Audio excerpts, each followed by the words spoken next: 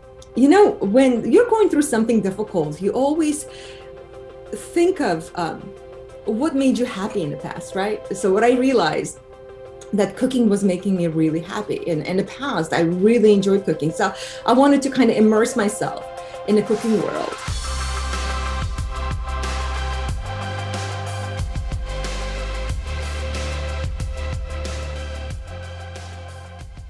Welcome to ChefWorks Presents Perspectives. My name's Aaron Brown and I will be your host. Our guest today made the decision several years ago to walk away from one of the most lucrative careers to follow her dreams, and it was a success. If you are into healthy lifestyles, plant-based diets, veganism, then you've probably heard of her, or you've probably made one of her signature dishes. And if you haven't, I'm guessing you will after this, but don't go anywhere just yet. Stay tuned with us as we welcome Zuliya of NaturallyZuzu. How are you? I'm doing great, Aaron. Thanks for having me here today. I'm excited. Let's jump right in, Zuliya. Let's talk about veganism. People go to a vegan lifestyle for many different reasons. Tell us your journey and why you chose to do so. Absolutely. Initially, when I switched to a plant-based or vegan diet, for me, it was for health reasons. And as you go into this journey, learning more about what plants do to you, what plant-based lifestyle does to this planet, you become aware that it's not just about a diet. It's about saving the planet, saving the animals, to me, initially, yes, I switched to plant-based diet to heal myself. I used to suffer from quite severe joint inflammation, and I wanted to change the way I was eating. And I realized that dairy and meat was causing a lot of inflammation in my body. And I switched within about 6 months. I started noticing the difference. I had more energy. I was able to run miles and miles. I was able to teach multiple classes. I'm also a fitness instructor on the side. And the amount of energy I had was just beyond that I had before while I was a meat eater or omnivore. So that led me to really promote this lifestyle because it was working for me. It was working for my family. It was working for my mom, who also switched after I switched. And she combated her diabetes as a result of going plant-based. So you've been doing this for, I want to say, over 5 years now, is that correct? Correct, yeah. And you left, like I said, a very lucrative paying job, and you jumped into the blogosphere. What was that like? What made you finally decide it's time for me to leave all this and follow my dreams? So when I was working as a director of investor relations for a hedge fund here in San Diego, I had a great job. I was very well respected in my industry. I was doing great, but my health was suffering because I was working long hours. It was very stressful dealing with big money, lots of responsibilities, being a broker, and having people rely on your opinion and your expertise 24/7. My phone would never stop ringing. I remember I would be on vacation. I would be still talking to my investors about the deals that they wanted to close. And there was never a break. So I felt a burnout. And one day I went to my office, to my boss, and I said, I think I'm going to take a break. I don't feel like I'm passionate about this anymore. I think maybe a break will help me to kind of rejuvenate me and bring the passion back. And everyone was shocked. They like, what are you doing? People would kill for your job and you're just going to leave? I'm like, yeah, I'm going to take a break. But that break became an extended break.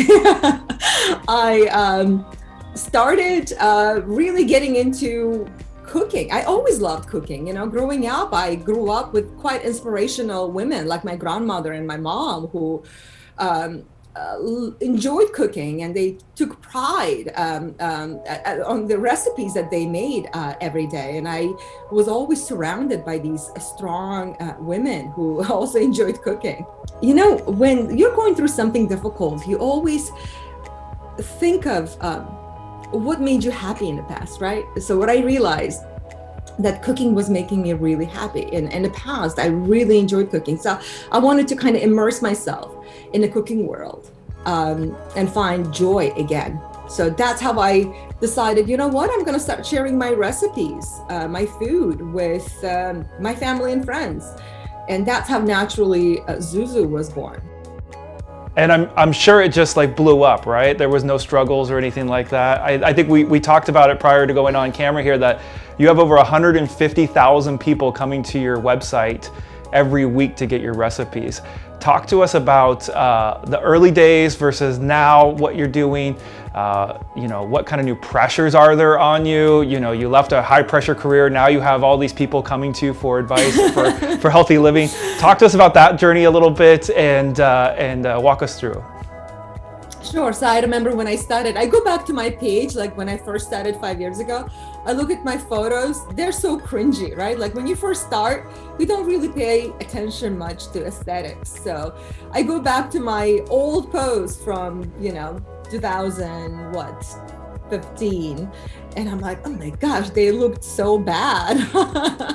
So there were a lot of challenges, I have to tell you. When I first started my page, it wasn't about the followers, it wasn't about the attention, it was all about sharing my passion, sharing my recipes. And every time someone messaged me back saying, oh my gosh, I just tried your vegan muffin recipe, it was incredible, it was so good, I actually liked it better than my regular muffin recipe. That would make me smile, and I'm like, wow, people are liking my recipes. So that encouraged me to post more, to share more, to develop more plant-based recipes. And my idea was to take my everyday traditional recipes that my mom taught me or I learned by watching YouTube channels, right, and making them plant-based.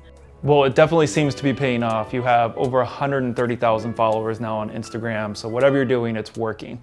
With that, you obviously have a passion for photography and plating as well, because the imagery that you put out there is absolutely gorgeous. What are the pressures? Are you finding inspiration now from that community? Like on the daily, is there new pressure now for you to have to post all the time or come up with recipes? Talk about that ebb and flow of your creative sense plus the community helping you create dishes. There is definitely a lot of pressure to post every day. In a blogosphere world, in social media, they say like you got to post every day. If you want to grow, you have to post every day. In the beginning, when I first started my blog, I was very diligent about posting every day, producing recipes every day. And it definitely paid off. And when I'm coaching other smaller bloggers, microbloggers, I always tell them, like, if you want to grow, you want to post every day. You want to produce a valuable content every day so people can come to your page and find value, right? If you are not providing with value, nobody's going to come to your page. And this is why I tell my blogger friends, food blogger friends especially, if you are not posting your recipe or you're not providing a link to your recipe, nobody's going to come to your page. People are looking for value. People are looking for free information. Now, healthy food isn't the only thing that you do to stay healthy. You kind of alluded to it earlier. Dance might come into play. I think there's something, Zumba and Bali X instructor. Yes. How did that happen? What inspired you to even to go down that route? So in my journey to become healthier, I discovered that dancing was something I was really enjoying. People say, like, when you want to find an exercise routine that you want to stick to, you have to find something that you really enjoy doing, right? So I tried running, I tried cycling, I tried Pilates, and I just couldn't stick to it. I was like getting bored doing it after a while. So I remember one day my girlfriend invited me to take a Zumba class at the local YMCA. I took the class, and for that 1 hour that I took the class, I forgot about everything and I got such a good workout. I came out of the class and I'm like, this was so good. Like, I got a good workout. It was like a meditation to me. So one day, actually, one of the instructors I was taking a class, she injured her ankle, and I used to be her front row diva. She would call me because I would always come and stay right in the front because I wanted to know every move. I wanted to learn everything that she knows, her dance moves. And she was such an inspiration to me, To kind of wrap up, we like to have a little bit of fun, so we do something called the lightning round, and today we're going to do the vegan edition. Are you ready? So just simple answers, quick response, whatever comes to your mind first. Ready? If you could only have one ingredient to cook with for the rest of your life, would you take jackfruit or eggplant? Eggplant. Eggplant. What can you not put avocado on? You can put avocado on everything. I'm sorry. I'm a huge avocado lover. I would put avocado on everything. Good answer. Vegan cheese, yay or nay? Yay. Impossible Burger or Beyond Burger? Beyond. You were talking about how dairy was definitely causing some of your inflammation and some of your problems prior to going vegan. It seems that we make milk out of just about anything these days, but you got your big three. You got your almonds, your coconut, and your oat. Which one are you taking with you? Oat milk. Oat milk, okay. What is your favorite fruit? It has to be mango. I love mangoes. What's your favorite? Every single day. What's your favorite vegetable? Eggplant. What is your key ingredient that you always come back to in the kitchen? Oh my goodness, this is a good question. Chickpeas. I use chickpeas a lot. The key ingredient in most of my dishes is chickpea. It could be chickpea flour or chickpeas themselves, though. Yeah, chickpeas. Chickpeas.